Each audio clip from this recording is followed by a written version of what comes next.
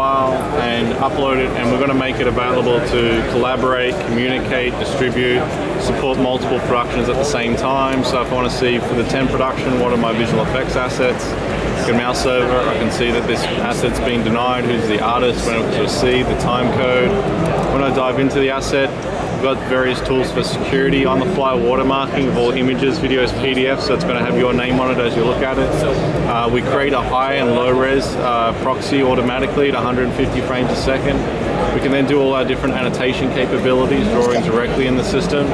You can use your microphone to leave frame-specific audio notes. So you click a link, takes you to the frame, shows the annotation, plays the audio. You can do all your approvals, commenting, etc. You can then share assets really easily. You know, if I just want to share this and send it to someone. And what we have is like a bit like a shopping cart. You say, I want to send it to this particular user. You know, type in my comment.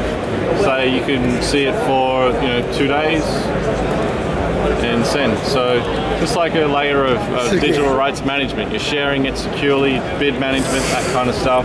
You can also save it, transfer it, so it'll automatically FTP all your files out, or spare SFTP, give you a full audit trail of what you sent to who and when.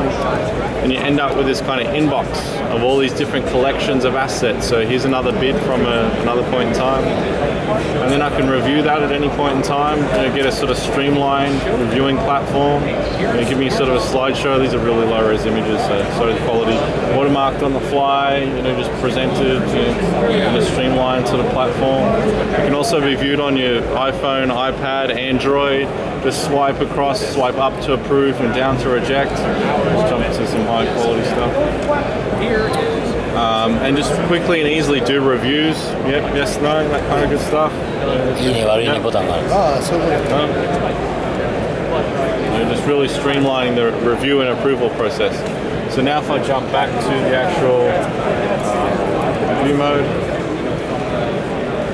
you can see here's my thumbs up, here's my thumbs down, kind of stuff. So really seamlessly, doing all your sort of asset management. So we also just released a new 3D model viewer through the system.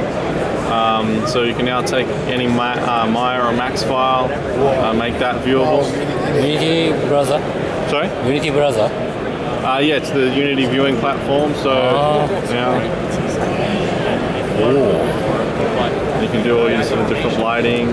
So it's basically a viewing platform for 250 different image formats, 50 different video codecs, any type of document format. We're going to make it viewable through this platform, and sharing and security, all the kind of different features that sit around it. So you would like a step file, something like that, or like a proxy file? .step step. I don't know that format. And either way, like whatever it is, you're going to be able to upload it, download it, share it. You would download the source files. But a viewing platform, what application is this? This is more on the engineering side. Oh, really? Yeah. Anything unique like that, we can customize. We really work closely with the industries to build out specific features. There's other history and access controls and other kind of layers that sit around it. All the different sort of package kind of approach to sort of having this kind of inbox of mail. There's other stuff around. Do you deal with camera reports or that kind of stuff? Yeah, it's interesting. I'm in engineering, and I'm trying to see the crossover between what I'm doing and what's happening there. Because there's a lot of we're managing a lot of CAD files. Sure. And this is our sort of full process with these scripts, storyboards, research, all these kind of collections of concepts, how do all these departments integrate. And I'll just talk a bit to the camera reports while these guys here. And how do we bring all the metadata that sits around this process into one ecosystem, right? So for the film industry, we have these type of camera reports. This is all the camera lens information that's captured on set. So I actually dive into this asset. I'm going to be able to see that I'm viewing the actual piece of footage we shot, but what was the actual camera lens metadata that was actually connected to that actual shot. How do I jump into sort of a bit of project management? What artist or what company might this project be assigned to? And what time code? What's the video kind of breakdown of where it's up to? Then you have a breakdown of all the plates, what are all the layers that come together to create that shot? And within that project, what are all the assets that are related to that particular shot? And then you can also define workflows to say, these are the steps and stages needed to complete it. the comp's assigned to a company, the roto's assigned to an artist. What's the status of each of these steps of the process? And again, how does that relate to the actual asset itself? So all these layers are fully integrated, and then you have a further data wrangler, so all this other camera lens information can also be connected to everything. So that's kind of the heart of it. It's throw any digital file. There's all sorts of other management tools and stuff that sit around it, but structure all the data, get really high reuse of assets. We manage all of Marvel Studios, so it's one example. So all of their assets across all the different productions come into one system. So for things like Avengers, we're able to reuse assets extremely efficiently, save over $1 million of production. Is it web-based? Yeah, this is all run in a web browser. So no need to install anything. And we intentionally did the mobile through a web application. So if you're sharing your 200 users, boom, they click a link, they're going to be taken straight to that asset, whether they're desktop, mobile, tablet, etc. Yeah, it's interesting because we have the same type of application for the engineering. Sure. Sure, it's that little bit more complex.